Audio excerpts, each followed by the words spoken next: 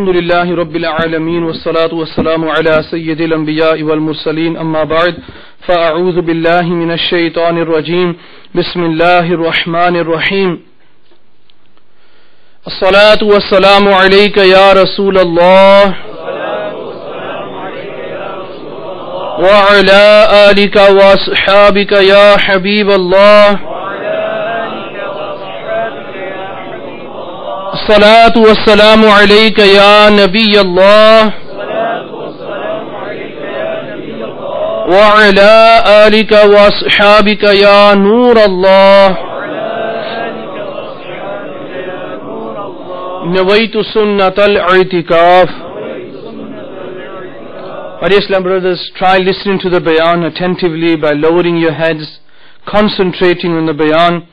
Alhamdulillah, one of the beautiful things that we learn when we come to the Ijtima is that we learn the blessings of reciting durood and salam upon the Prophet sallallahu ta'ala alayhi wa sallam. There is a beautiful narration, a hadith which Amir al-Sunnat, may his shadow remain upon us, has mentioned in one of his bayans. It's about the four angels. When they come to the Prophet sallallahu alaihi wasallam, and all of the four angels had something good to tell to the Prophet sallallahu alaihi wasallam regarding that person who recites durood upon him. And Sayyiduna Malakul Maut alayhi salatu wasalam, he says, O Prophet of Allah, anyone who recites durood upon you 10 times. How long does it take to recite durood 10 times? Not even 30 seconds. Anyone who recites durood upon you 10 times, when he dies, I will take his soul out from his body. He won't even realize. He won't even feel the pain, and I will take his soul out the way I will take the souls of the prophets of Allah. So imagine, my dear Islamic brothers. Alhamdulillah, at the time of death, the Quran testifies what will happen to a person at the time of death. In para number 26, Allah Azza wa Jal, He says, وَجَاءَتْ سَكْرَةُ الْمَوْتِ بِالْحَقِّ, that they have come, the pains of death, with the truth. Imagine lying on that bed, no one there to help you, and then all your family members stood around you. You'll have so much wealth, and you'll have so many people you'll know, but at that moment, no one will be able to help you. Your wealth, your millions, not even one penny can help you. Your children, your parents, everyone together, no one will be able to help you at that time. It is only you and the mercy of Allah at that time. Imagine what will happen to us. These are the kind of thoughts, my dear Islam brothers, that me and you should be thinking. And this is what Amir al-Sunnat says is called Fikr Madina. This is what Fikr Madina is. Thinking about your grave, thinking about the time when you are going to leave this world, thinking about that time when you are going to be buried inside the grave, alone with no friends, no relatives, no light, nothing. And thinking about the day of judgment, when you will be standing on the plains of the day of judgment. That one day will be equivalent to 50,000 years. And do you know, half of that 50,000 years will be standing there and waiting for your turn to be judged. Imagine, my dear Islam brothers, if someone goes to a court, you've done something serious. Now you are standing in that dock and you are waiting for the jury to come back and deliver their judgment. And then you are waiting for the judge to say, imagine what will go through your hearts. That time we'll be thinking to ourselves, our heart will be beating faster. Why? We don't even know if we are going to be put in jail or we're going to be let loose. Now if you know that you are definitely going to go into jail, they're still not going to kill you. In this country, you don't get the death penalty. So at least you will know that you're not going to be put to death. But still, we'll be so fearful. Imagine on the day of judgment when me and you will not even know what our destination will be. Will our destination be the garden of paradise? Or are we going to be dragged into the fire of hell? At that time, my dear Islam, these are the kind of things that we need to remember. And this is what Amir al-Sunnat, he says, this is why he has given us Madani Inamat. May Allah Ta'ala shower His blessings and His mercies upon us. And may we all try to recite as much durood onto the Prophet sallallahu alaihi wasallam as possible. Sallu ala al-Habib sallallahu ta'ala ala Muhammad wa ala alihi wa sahbihi wa barik wa sallim. It's written in Hikayatein aur Nasihatein, page number 132. Hazrat Ahmad rahmatullahi ta'ala alayhi, he says he tells his dream he had. And he says that I saw my servant in the dream.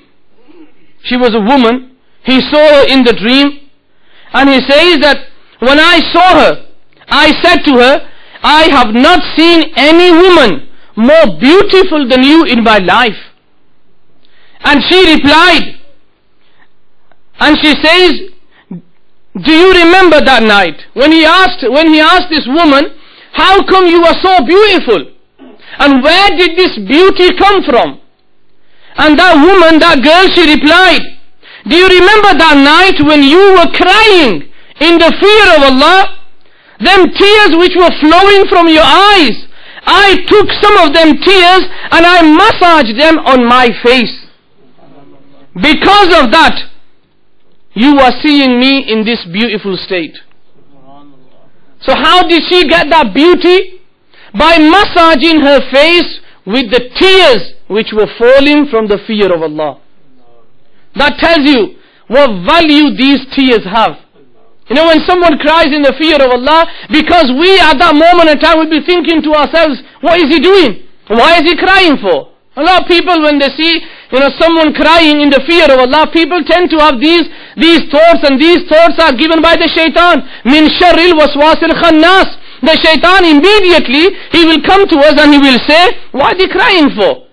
Allah Ta'ala is merciful. Allah Ta'ala can forgive them. But my dear Islam brothers, today I want to talk about why people cry in the fear of Allah and what are the blessings and benefits of crying in the fear of Allah. Now, one waqia tells you that this girl, she massaged her face with them tears, and Allah Ta'ala made her beautiful. Imagine on the day of judgment what value these tears will have. The hadith of the Prophet sallallahu alaihi wasallam, and the mafhum is that the Prophet sallallahu alaihi wasallam, he says, on the day of judgment, a person who will be crying in the fear of Allah, his tears will be enough to extinguish the fire of hell for him. His tears, he's been crying in the fear of Allah, them tears will be enough to extinguish the fire of hell. That is the value. That is how strong these tears will be on the day of judgment. And Allah Azza wa Jal, He says inside the Holy Quran and the tafsir, the commentary, in Tafsir Naimi, Mufti Ahmad Yar Khan Naimi, Rahmatullahi Ta'ala, he says, to cry whilst listening to the Quran, whilst doing the zikr of Allah, and crying at the time of praising the Prophet Sallallahu Alaihi Wasallam is a great blessing. One day, the Prophet Sallallahu Alaihi Wasallam, he was reciting Surah Al-Takasur, Al-Hakum Al-Takasur, and the companions of the Prophet Sallallahu Alaihi Wasallam, they were sat around him, and the Prophet Sallallahu Alaihi Wasallam, he says, I will recite Surah Al-Takasur. Whoever cries in the fear of Allah whilst listening to the Quran, Allah will make the garden of paradise wajib on him. Some of the Sahaba-i-Kiram, when they were listening to the Quran, they started crying. And some of them who could not cry, they asked, Ya Rasulullah sallallahu alayhi wa sallam, what will happen to us? Because we cannot cry in the fear of Allah. The Prophet sallallahu alayhi wa sallam, he says, I will repeat the same surah again, and whoever cries in the fear of Allah, Jannat will become wajib on him. And the Prophet sallallahu alayhi wa sallam recited Surah Al-Takasur again. 3 times this happened. And the Sahaba-i-Kiram, they said, O Prophet of Allah, what if we cannot cry? The Prophet sallallahu alaihi wasallam, he says, now there might be someone sat here thinking to themselves, well, I'm in the same situation. I can't cry. People talk about the fear of Allah. People talk about the punishment a person will receive on the day of judgment, yet I still cannot cry. But my dear Islamic brothers, there is still a blessing, there is still a reward from Allah. The Prophet ﷺ, he says, if you cannot cry in the fear of Allah, at least make yourself in a position, or make yourself look like as if you are crying in the fear of Allah. Hazrat Sayyiduna Uthman Ghani radiyallahu ta'ala anhu, whenever he would go to the graveyard, he would sit next to the grave, and he would cry. He would cry so much that the Sahaba Kiram, the companions who were with him, they once asked him that, Ya Amir al-Mu'mineen, why is it that whenever we see you, you go to the graveyard, you cry in the fear of Allah so much that your blessed beard is full of tears? Why do you cry at the time when you see a grave? Sayyidina Uthman Ghani radiyallahu ta'ala anhu replies that I heard from the Prophet sallallahu alaihi wasallam that your grave will be your first destination. Whoever passes this exam, he will pass the exams on the day of judgment. So that is your first point. That is your first exam, your grave. So dear my dear Islam brothers, we go to the graveyard. Have we ever cried in the fear of Allah when we look at the graves? Have we ever at that time thought to ourselves that this day, all these people who are buried here, they were once alive and eating and drinking and enjoying the life like I am doing so. But one day will come when I shall be buried inside this grave as well. Imagine a person, he once saw a dream and he saw a beautiful young man and he asked him, Ma fa'ala Allahu bika? And who are you? And the young man, he replied, I am piety and taqwa. And the man asked, piety and taqwa. We want to be pious, neck, parhezgar. We want to have taqwa, the fear of Allah. How do you get this fear of Allah? Listen to the reply. The young man, he says, he asked this young man in the dream, how can I achieve you? Or where do you be? Meaning piety and taqwa, where do you be? And he replied, piety is in the hearts of those who fear Allah and cry in the fear of Allah. So if you want to find taqwa and piety, you will find them in those people who cry in the fear of Allah. Now my dear Islam brothers, who cry in the fear of Allah, those people who commit sins, seriously, my dear Islam brothers, looking upon ourselves, looking at our lives, reflecting on this just today, not the whole life, just reflect on this day today was being passed by. Just reflect on this day and imagine the sins we have committed just today. Imagine the sins we have committed today. And how much have we sat down and how much have we thought to ourselves that these are so many hundreds of sins I've committed today, and then multiply them. Every single day, from the day we became baligh. That is where your sins will start from. For example, the day you become baligh. Imagine, multiply so many hundreds of sins every day. Multiply them by all them days that we became baligh. How many sins up till now do we have? Let me just give you one example. How much fear of Allah we should be having. And if you look at the lives of the Sahaba Kiram, the companions of the Prophet sallallahu alaihi wasallam, and who are these companions? Who are these Sahaba? The Prophet sallallahu alaihi wasallam, he says, my companions are like stars. You follow one of them, you'll be guided. These are the stars. These are the stars of guidance. Yeah, what is their life? What was their daily routine? One Habshi, a black Sahabi, he came to the Prophet sallallahu alaihi wasallam. He sat next to him and he asked a question. O Prophet of Allah, at the time of Jahiliyyat, when I was not a Muslim, Ya Rasulullah sallallahu alaihi wasallam, when I was committing sins, was Allah Ta'ala aware of me at that time? And the Prophet sallallahu alaihi wasallam, he looked at him and he says that yes, when you were committing a sin, whatever you were doing, Allah was always aware of you. And this Sahabi, he says that those people who were present, they say that we saw him standing up and he started shivering. His body violently started shaking and he came to the ground. We rushed for help. As soon as we got next to him, he's passed away. He died. When he found out that whenever I was doing something wrong, Allah was aware of me, that fear of Allah was so much in his heart, he could not take it anymore and he passed away. one salah, one namaz you miss deliberately, you know what the punishment is? According to a few narrations, it says that the person who misses one namaz deliberately, he will burn in the fire of hell for 2,088,000 years.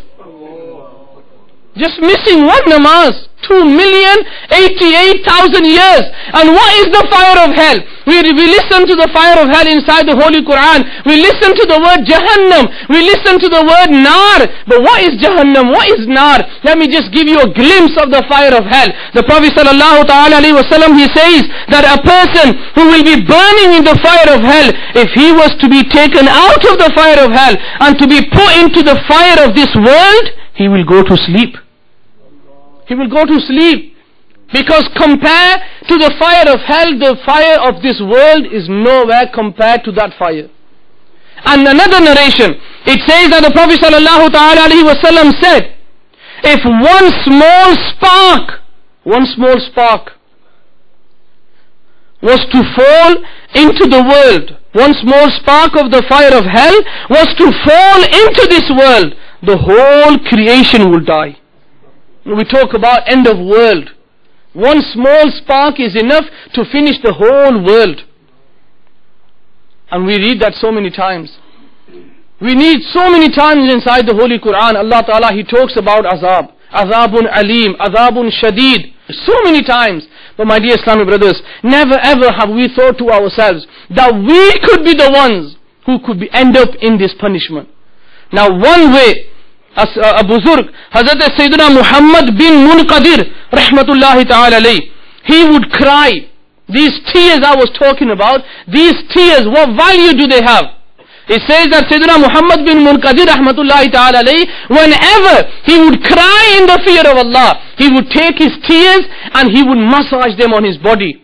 He would massage them on his body. And the people, they asked him, why do you put your tears and you massage them on the body? And he says that I have learnt that that tear which is massaged on the body or falls onto the part of the body, Allah will not burn that part of the body in the fire of hell. So therefore, I am taking these tears and I am massaging them on my body so that Allah Ta'ala can protect me from the fire of hell. But these were pious people though. These were not people like me. These were pious people. These were those people who spend their nights, their days in the worship of Allah. Can you imagine someone like Sayyidina Imam Azam Abu Hanifa rahmatullahi ta'ala alayhi, such a great Imam, and how he would spend his life? He was a businessman. So here, when the shaitan whispers, well, they had nothing else to do, so they had only deen. They never had to work. They had to work. Imam Azam Abu Hanifa rahmatullahi ta'ala alayhi, he was such a businessman that he had businesses all over the Arab world. So many branches he had throughout the Arab world. But Imam Azam Abu Hanifa rahmatullahi ta'ala alayhi, whenever he would open his shop in the morning, one day, Sayyidina Imam Azam Abu Hanifa rahmatullahi ta'ala alayhi, who are we talking about? We are talking about that person who we follow. Millions of people throughout the whole world, and millions of people who have passed away before us. They were the muqallids, they were the followers of Sayyidina Imam Azam Abu Hanifa rahmatullahi ta'ala alayhi. And Imam Azam Abu Hanifa rahmatullahi ta'ala, one of his employee, he says that one day Sayyidina Imam Azam Abu Hanifa rahmatullahi ta'ala alayhi, he came to the shop, he opened the shutters, he sat inside the shop, and immediately he took out his musalla and he stood up for namaz. That is how much love they had for namaz. Even when they are at work, they were reading the namaz. And he says that when I saw Imam Azam Abu Hanifa rahmatullah alayhi stood up for namaz, I could see tears uncontrollably. He could not control his tears. They were flowing. He was crying in the way of Allah. And one day, Imam Azam Abu Hanifa rahmatullah alayhi, he opened the shutters. He went inside the shop and the fear of Allah overtook him. Immediately he closed the shutters, went back to the masjid. Now when you talk about people who spend their time in the masjid, yeah, these guys, they don't know nothing else. These guys have nothing else to do. We've got to work. We've got to go to work. We earn money for our family. Yeah, all these people had to. The Sahaba-i-Kiram, were they unemployed? No, the Sahaba-i-Kiram would work all day long. Imagine working in a country where there was no shelter at that time. And these companions, they would worship Allah. They would work all day long. And as soon as they would finish work, they would go home, get something to eat, change their clothes, and straight into the masjid.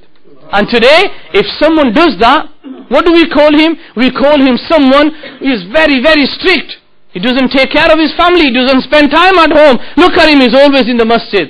Let me tell you, staying always in the masjid, what it means. The Prophet ﷺ, he says, on the day of judgment, when the person, he will be crossing the bridge of Sirat, there will be no one there to help him. But that person, the one who spent his time in the masjid, this masjid will come, and the person will come inside the masjid, and the masjid will cross the bridge of Sirat, and he will enter the garden of paradise.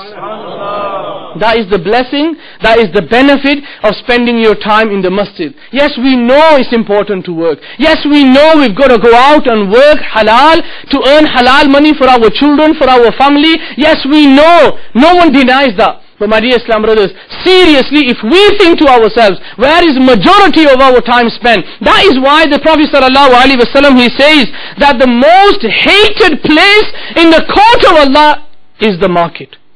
The most hated place, in the meaning that part of the world where there is a market, that is the most hated place. Where do we spend our time? Most of our time is spent in the markets. Most of our time is spent in the shopping centers. And we don't realize that this is the worst place in the whole of this world, the market. And we tend to spend time a lot. Why? What are you doing? Nothing. Let's go to the market. What for? Just chill out, doss about, nothing to do.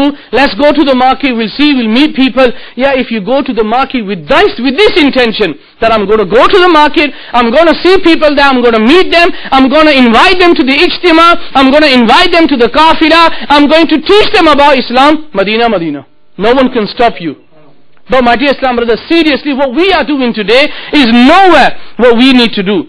Hazrat Sayyidina Yazid Raqashi, how much he used to cry in the fear of Allah. It says that Sayyidina Yazid Raqashi rahmatullahi ta'ala alayhi, he cried at the time of his death. When he was about to die, he started crying. So violently he started crying. And people, they asked him, why are you crying? And he replied, look at why he was crying. At the time of death, why do people cry? Because we might cry, we are leaving this world. We're going to leave our children, our family, our wealth, so earned hard wealth, we are going to leave it behind. Sayyidina Yazid Raqashi rahmatullah alayhi, he says, why I am crying is when I die, I will not get the chance to attend the gatherings and stand in for salah during the night. I'm going to miss all these ijtimās I used to go to. Hazrat Sayyidina Ali radiyallahu ta'ala anhu. Today we are running away from the ijtimās. We are running away from the kafilas. We are running away from even learning the Quran. So many of us who are sat here, we don't know how to read the Quran with the tajweed. We don't know how to read our namaz properly. We won't know how to do wuzu properly. We won't know how to do ghusl properly. Sayyidina Ali radiyallahu ta'ala anhu, he says that this world is a place of action, not accountability. And tomorrow, on the day of judgment, it will be the day of accountability, not the day of action. Not the day of action. And then at that time, we will cry, my dear Islam brothers. That person, on the day of judgment, he'll be standing in the court of Allah. And he will be, the way I mentioned before, 25,000 years a person will stand on the day of judgment waiting what the decision will be for him. Imagine on that day of judgment where a person will be drowning in his own sweat, will not be able to move 1 inch from that place unless he has given his accounts. Imagine on that day, my dear Islam brothers, when we are waiting for Allah Azza wa Jal to give our accounts, our book of deeds. And the Prophet sallallahu alaihi wasallam, he says, when a person is given the book of deeds in his right hand, he will know Allah is pleased with me, I'm going to go into the gardens of paradise. And imagine a person who will get the book of deed in his left hand. What will happen to him? It says that that person, when he gets the book of deeds in his left hand, he will cry. No one will be there to listen to him. He will plead in the court of Allah. Put yourself in that situation. Put yourself in that situation. All the sins we do every single day, all the sins we commit every day and every night, all them sins we commit, we think to ourselves, no one is looking at us. All them sins we do, and we think to ourselves, no one knows. I'm in my room, no one is looking at me. My dear Islam brothers, Allah is always aware. Allah is always looking upon us. And then when we commit these sins, imagine on the day of judgment, 25,000 years will be waiting. Just waiting for the decision what will happen to us. And then it says that the angels, they will come and they will give the book of deed in his left hand. And the person, he will cry. He will beg Allah for His mercy. He will fall in sajda. He will sajda and he will cry in the fear of Allah. No one will listen to him. The angels, they will grab hold of him. And they will drag him. And they will drag him. And they will throw him face first into the fire of hell. Imagine what we've been doing in this world. When we were committing sins, we used to enjoy that. For a few minutes lust. We are jeopardizing our hereafter. For a few minutes lust. And thinking to ourselves that no one is looking at me. And then even committing these sins, we never get the opportunity to cry. Because the wealth of this world and the love of this world is so much engrossed in our hearts. We can't wash it away. And yet if you look at the Prophet sallallahu alaihi wasallam, Hazrat Aisha Siddiqa radiallahu ta'ala anha, she says, once I saw the Prophet sallallahu ta'ala alaihi wasallam, he stood up for salah. And I could see the blessed tears falling from his eyes. I went up to the Prophet sallallahu alaihi wasallam. After he finished salah, I said, O Prophet of Allah, may my parents be sacrificed on you. Why are you crying? And the Prophet sallallahu alaihi wasallam, he says, today we run away from his sunnahs.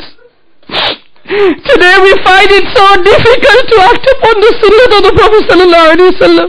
And look at what the Prophet sallallahu alaihi wasallam is doing for us. Sayyidah Aisha Siddiqa radiallahu ta'ala anha, she says, the Prophet sallallahu alaihi wasallam, he replied, O Aisha, when I stood up for salah, I was thinking about my ummah. I was thinking about my ummah, what is going to happen to them on the day of judgment. The sinners from my ummah, who is going to help them. When they walk on the bridge of Sirat, how are they going to pass the bridge of Sirat with safety? Our Prophet sallallahu alaihi wasallam has done so much for us. In return, what are we doing for the deen? What are we doing to keep alive the sunnah of the Prophet sallallahu alaihi wasallam? My dear Islamic brothers, how are we going to show our face to the Prophet sallallahu alaihi wasallam? In one place it says, Hazrat Jibreel alayhi salatu was salam, he came into the court of the Prophet sallallahu alaihi wasallam, and he started mentioning about the different stages of the fire of hell. And he stopped at the 7th stage. The Prophet sallallahu alaihi wasallam, he asked him, Jibreel, why have you stopped? Why are you not telling me? And Jibreel alayhi salam, he said, O Prophet of Allah, those people from your ummah who drink alcohol, who commit adultery, who miss their salah, will be burning in that stage of the fire of hell.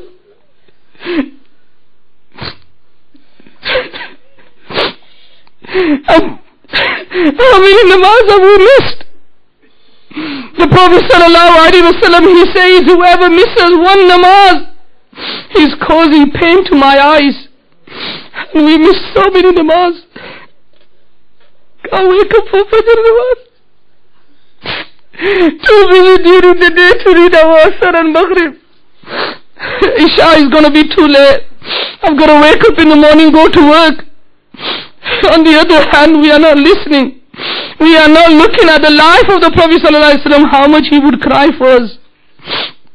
My dear Islamic brothers, remember, 3 things will go with you in the grave. And 2 or 3 things will accompany you to the graveyard. 2 of them will return, 1 of them will go with you. And the Prophet ﷺ, he says, O my companions, those 2 things that we will accompany to the graveyard is your family and your wealth. Only your action will go inside the grave. What are we going to take inside the grave? What actions have we done? Hazrat Sayyiduna Fateh Mosili rahmatullahi ta'ala alayhi, whenever he would cry in the fear of Allah, he used to cry blood. His tears changed into blood. He was once asked, why did you cry? Allah Ta'ala, he asked him, why did you cry? He replied, I was crying because of my lack of worship. And then he was asked, why were you crying tears of blood? And he says, because I did not believe in my tears. I did not believe in my tears. And he says, what was your reason, O Allah?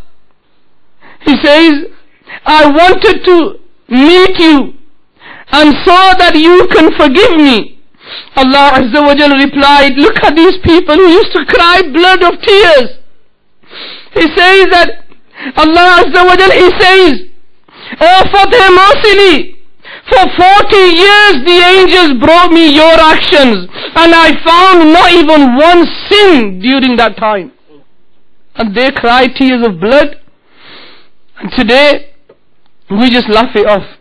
Whenever someone talks about the fear of Allah, we laugh it off. It's not going to happen to us. It's not going to happen to us. But we'll find that on the day of judgment. It could be one of us. My dear Islamic brothers, Alhamdulillah Azza wa Jal, Dawat Islami's mission and Dawat Islami's aim is that we learn the truth of our life, the reality of our life and what is going to happen to us, what is waiting for us. Because we can't see what is happening to us inside the grave, we have to be prepared for that. Every time, like people go to Pakistan, people go throughout the whole world, they prepare themselves, don't they? You prepare yourself. For as many months, as many years you're going to live in that place, you prepare for yourself. How many years and thousands of years we're going to live inside the grave? What have we prepared for ourselves? Let's start this preparation. Dawat Islami is going to give you that guidance to prepare yourself. And inshallah Azza wa Jal, alhamdulillah, let's all get together. Don't let the shaitan whisper. Don't let the shaitan come into your heart. No, Allah Ta'ala will forgive. Allah Ta'ala will forgive. He can forgive anyone. He can forgive that person who has never offered one namaz in his life. If Allah wishes, He can forgive him. La tabdila li kalimatillah. But the words of Allah don't change. If He says that I will punish that person, then He could punish us, my dear Islam brothers. So let's all stop living in a life of a dream and come to the reality. Don't look at other people. Don't look at, he's driving a Porsche, he's driving a Ferrari. To get that Porsche and to get that Ferrari, do you know what you've got to do? You've got to sacrifice. Never ever can someone achieve, illa mashallah, if Allah Ta'ala helps him. It's very, very hard. Don't dream about becoming a millionaire. Don't dream about having a big house, a big mansion, a big car. There's so many different ways. So many different ways that a person is going to be punished inside the grave. I'm just going to finish with this. Don't think to yourself that you are young. Don't be fooled by the shaitan that you're only 20s, you're only 30, you're only 40. Never ever be fooled. There's brothers here who can testify. 2 brothers who died in Lancashire in a car crash. They were in their early 20s. So what's there to tell you that you're not going to die in your 20s? What are you going to say to them more than 10,000 people who died in the Japanese earthquake? They were young. There were a majority of them who were young. Did they know that this earthquake is going to happen? Did they know that we're going to be swept away with the tsunami? No, they didn't know that. We don't know as well. So don't fool yourself. Alhamdulillah, this is the message of Dawat Islami. Come into Dawat Islami. Come to the weekly Ijtima. Don't let the shaitan whisper that it's alright, I've been last month, so therefore I'm going to take a few weeks off. No, you might be missing the barakat which is showering upon this Ijtima. 1 week where there is more barakat, you're going to miss out on that. Inshallah, we're all going to make that intention. Every week we're going to come to the Ijtima, inshallah. And then try bringing people with you. May Allah Ta'ala save us, guide us, and may Allah Ta'ala forgive us for the sake of the Prophet Sallallahu Alaihi Wasallam. Ameen bijahi Nabi al-Ameen Sallallahu Ta'ala Alaihi Wasallam. Sallu ala al-Habib.